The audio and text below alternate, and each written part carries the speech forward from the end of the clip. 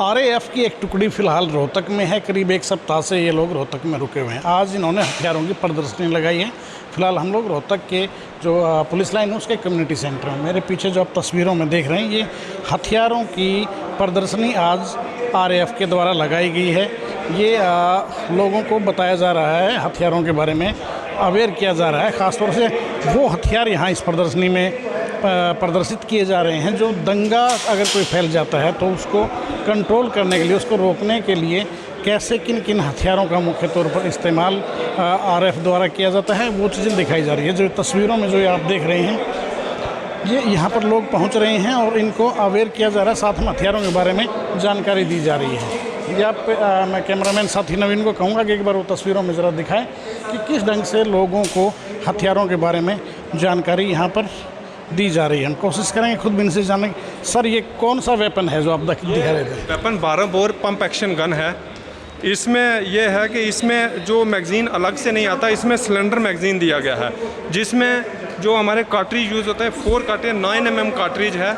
इसमें ये रहता है 600 पैलेट्स रहते हैं। इसमें 600 पैलेट्स रहते हैं। इसमें मैगज़ीन की कैपेसिटी 4 राउंड की है। इसमें एक साथ 4 राउंड डाल सकते हैं, 4 राउंड डाल सकते हो। और उसके बाद आप इसमें रेंज मैक्सिमम आप 190 मीटर तक आप इससे फायर कर सकते हो। इससे कार्ट्रिज मतलब 600 पैलेट्स निकलते हैं, तो मतलब काफ़ी एरिया ये कवर कर लेता है। कई लोगों को एक साथ रोकने का काम ये पाइप गन करती है। हाँ, क्योंकि 600 पैलेट्स हैं तो छोटे छोटे पैलेट्स हैं, कम इफेक्टिव है। कार्ट्रिज दूसरे भी हैं लेकिन वो ज़्यादा इफेक्टिव थे, तो उसमें इसलिए इसको 9 नंबर को यूज़ किया गया कार्ट्रिज को, क्योंकि इसमें छोटा छोटा जो पैलेट्स रहता है, जिससे कि वो जो अगले वाला जो प्रोटेस्ट कर रहा है उसको कम नुकसान पहुंचता है इसको, तो इसलिए 9 नंबर कार्ट्रिज इसके लिए दिया गया है इसमें।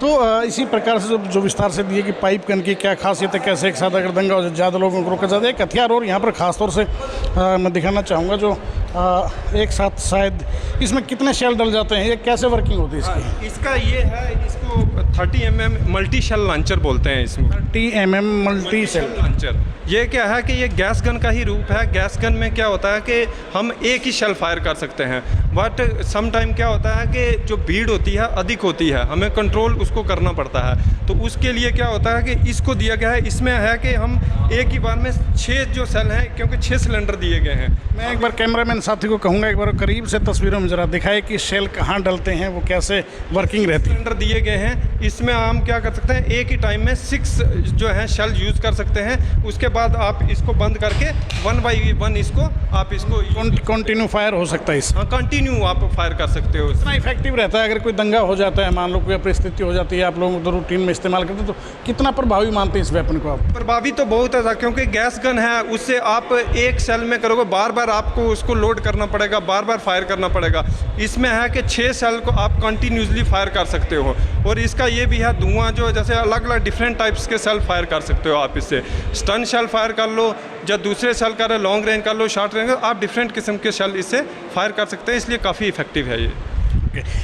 ये राकेश जी थे जिन्होंने बताया बड़े विस्तार से इस वेपन की जानकारी दी। कुछ और तस्वीरों में आप देख रहे हैं, कुछ और शेल्स रखे हैं, कुछ छोटे किस्म के जो हथियार रखे हैं उनके बारे में भी कोशिश करेंगे जानने की। ये जैसे कलर गैस ग्रेनेड रखा है, इसके बारे में बता पाएंगे कैसे काम करता है ये, मनोज जी?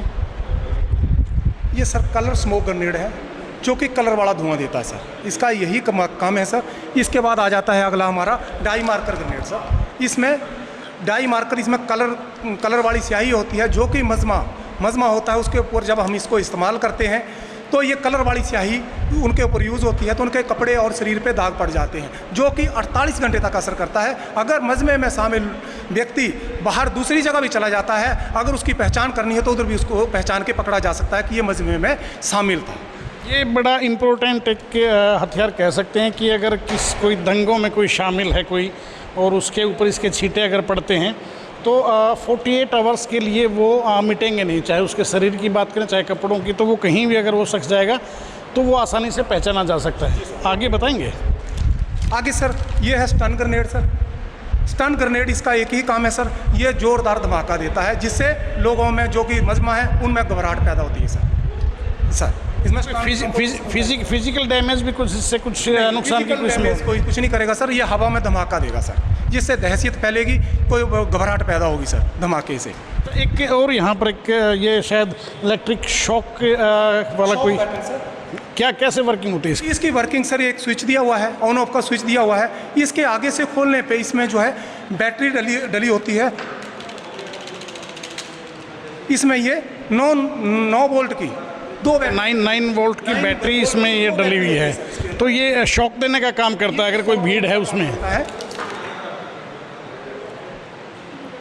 ये 2 बैटरी है इसके अंदर सर, और जब हम इसको बैटरी लगा के इसको यूज़ करते हैं तो इसको जब ऑन करेंगे तो ये आवाज़ देगा, हल्की आवाज़ देगा, जिससे हमारे को पता चल जाएगा कि हमारा शॉक बैटरी जो है रनिंग कंडीशन में है सर।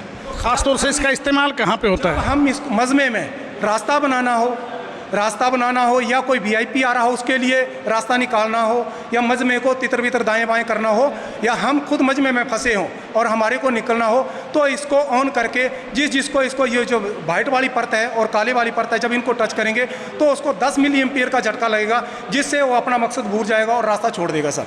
शुक्रिया। इससे क्या है, इसका मेन ये है कि ये इलेक्ट्रिक शॉक देगा, जिससे कि जिसको लगेगा उसकी जान मान की भी हानि नहीं होगी और उसके शरीर पे भी कोई निशान नहीं पड़ेगा सर। आप लोगों के लिए रास्ता भी ईजी हो जाता है।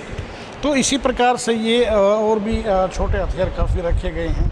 जैसे ये अगर इसकी बात करें तो ये ग्रेनेड रखा गया है, गैस आंसू गैस के गोले जिसे कहते हैं, आंसू गैस ग्रेनेड। इसके बारे में थोड़ा जानकारी देंगे? ये सर जिसमें हम इसको बोलते हैं सिंगल वे ग्रेनेड सर।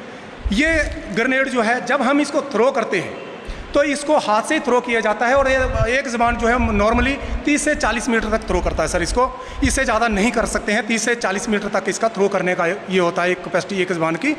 इसको थ्रो करने पे क्या होता है, ये धुआं देता है और 15 से 20 सेकंड काफ़ी प्रचुर मात्रा में धुआं देता है, जिससे जो मजमा है अपना मकसद भूल जाता है। और इस ग्रेनेड की एक सबसे बड़ी खासियत है कि इसको अगर हम थ्रो पानी में कर देते हैं तो ये पानी में भी अपनी कार्रवाई करेगा, पानी में भी धुआं देता रहेगा सर, अपनी कार्रवाई शुरू रखेगा सर। एक आमतौर पर एक परसेप्शन है कि लोगों में धारणा होती है कि आंसू गैस का अगर कोई गोला फेंका जाता है तो गीला कपड़ा आप अपनी आंखों में डाल लीजिए, वो इफेक्टिव नहीं रहेगा, लेकिन इन्होंने बताया कि ये जो आंसू गैस का गोला है पानी में भी इफेक्टिव है। बड़ी बात कही है।